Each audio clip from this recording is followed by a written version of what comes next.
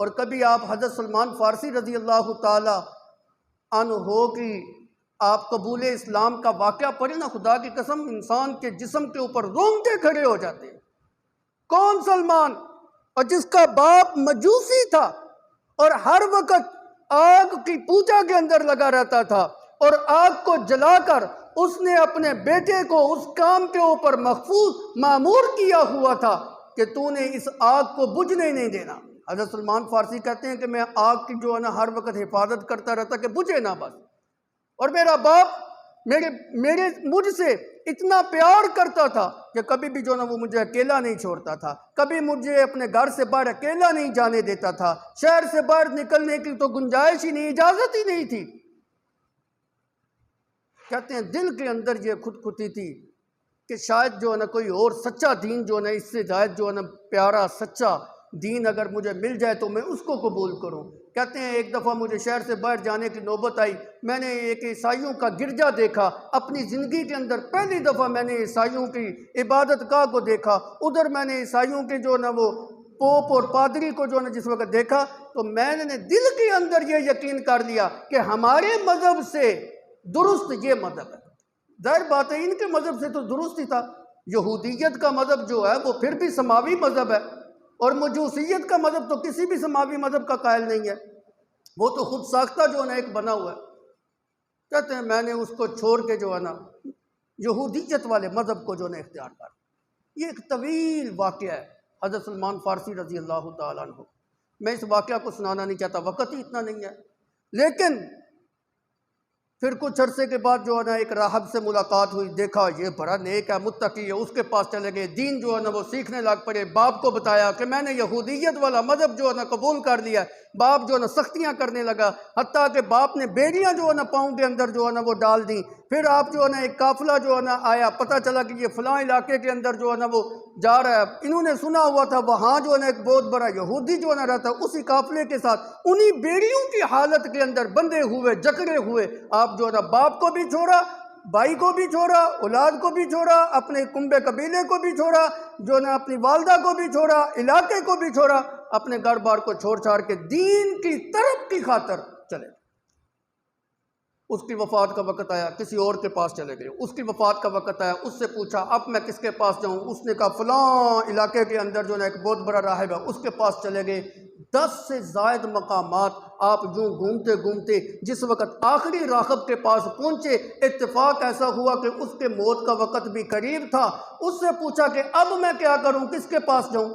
اس نے کہا آپ ایسا کریں کہ اب جو ہے نا روئے زمین کے اوپر یہودیت والا مذہب بھی ناپائید ہوتا جا رہا ہے، کوئی اس کا عالم ایسا نہیں ہے جو سکہ عالم ہو، اب وہ نبی آخر الزمان کا جو ہے نا آنے کا وقت آ گیا ہے، اور انہوں نے فلاں فلاں علاقے کھجوروں کے علاقے کے اندر کھجوروں کی سرزمین کے اندر آنا ہے، آپ مدینہ کے اندر جو ہے نا وہ چلے جائیں۔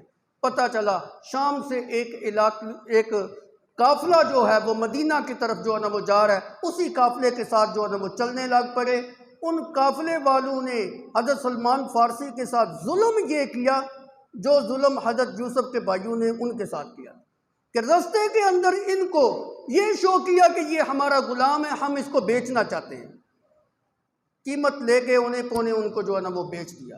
اب وہ بکتے بکاتے جو ہے نا مدینہ کے اندر جو ہے نا وہ پہنچ گئے۔ قصہ مختصر، حضرت سلمان فارسی رضی اللہ تعالی عنہ مدینہ کے اندر آئے، ایک آدمی نے آ کے ان کے آقا کو یہ بات بتائی کہ مدینہ کے اندر جو ہے نا ایک آدمی آیا ہے ہجرت کر کے، اس نے نبوت کا جو ہے نا وہ دعویٰ کیا۔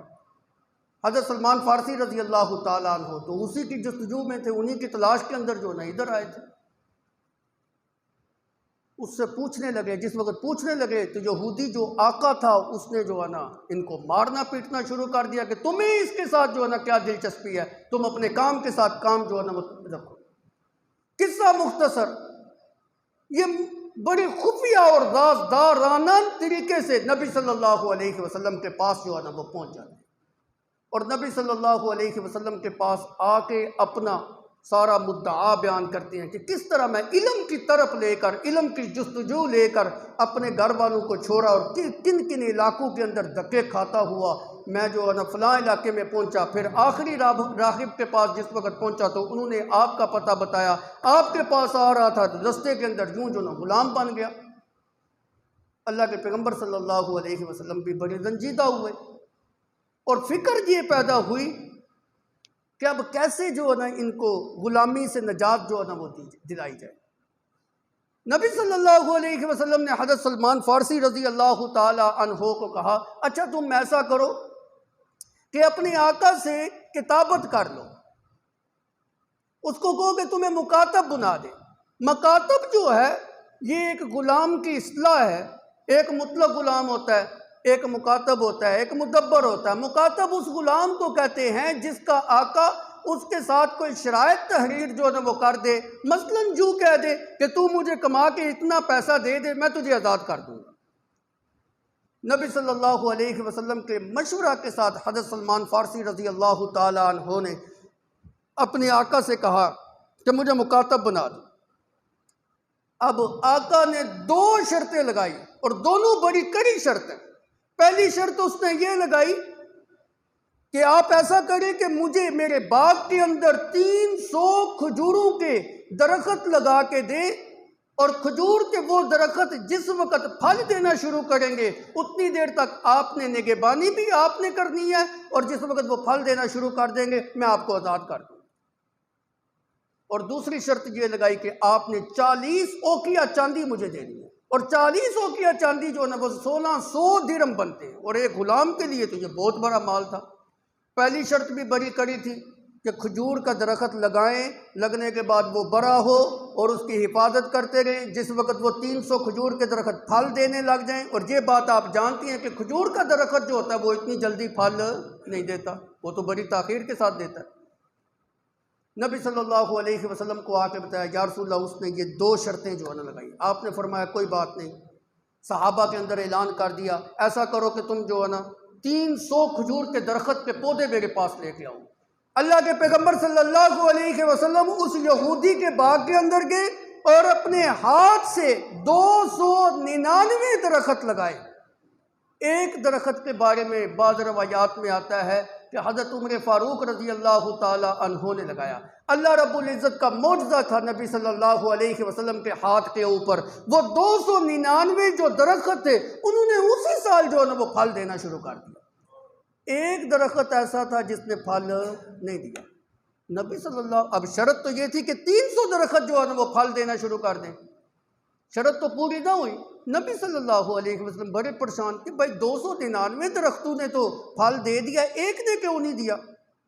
تحقیق کرائی، پتہ چلا وہ ایک درخت حضرت عمر فاروق رضی اللہ تعالی عنہ نے اپنے ہاتھ سے لگایا تھا۔ اللہ کے پیغمبر صلی اللہ علیہ وسلم دوبارہ اس باغ کے اندر گئے، جس درخت کو عمر فاروق نے اپنے ہاتھ سے لگایا تھا آپ نے اس کو اکھیڑا اور اپنے دست شفقت سے پھر اس درخت کو دوبارہ لگایا، اس نے پھر جو نہ پھل دینا شروع کر دیا۔ یوں یہ شرط پوری ہوئی، اور 40 اوقیہ چاندی کی شرط بھی اللہ کے پیغمبر صلی اللہ علیہ وسلم نے یہ مال اکٹھا کر کے دیا۔ یوں حضرت سلمان فارسی رضی اللہ تعالی عنہ کی یہ شرط بھی پوری کرا کے اس کو غلامی سے جو نجات دلا۔ اس میں یہ کوئی بات نہیں ہے کہ حضرت عمر فاروق کے ہاتھ سے لگا ہوا درخت اس نے پھل کیوں نہیں دیا۔ یہ تو ایک فطرتی بات ہے کہ کھجور کا درخت پھل دیتا ہی تاخیر کے ساتھ ہے۔ آپ لگائیں، کوئی صحابی لگائے یا کوئی اور لگائے، وہ جو 300 درختوں نے جلدی پھل دے دیا تھا وہ تو نبی صلی اللہ علیہ وسلم کا معجزہ تھا۔ عرض کرنے کا مقصد یہ ہے کہ یہ حضرت سلمان فارسی رضی اللہ تعالیٰ عنہ، ان کے متعلق بھی اللہ کے پیغمبر صلی اللہ علیہ وسلم نے فرمایا، سلمان منا اہل البیت، سلمان ہمارے اہل بیت سے ہے، حالانکہ آپ کے رشتہ دار بھی نہیں ہے، آپ کی اولاد میں سے بھی نہیں ہے، آپ کے کنبے قبیلے میں سے بھی نہیں ہے، لیکن اہل بیت کا لفظ اللہ کے پیغمبر نے اپنی صحابی کے لیے بولا۔ اسی طرح حضرت واصلہ رضی اللہ تعالی عنہ کے لیے انہوں نے ایک دفعہ پوچھا، یا رسول اللہ میں آپ کے اہل بیت میں سے نہیں ہوں؟ آپ نے فرمایا کیوں نہیں، تو بھی میرے اہل بیت میں سے ہے۔ اور ایک روایت کے اندر، مسلم شریف کی روایت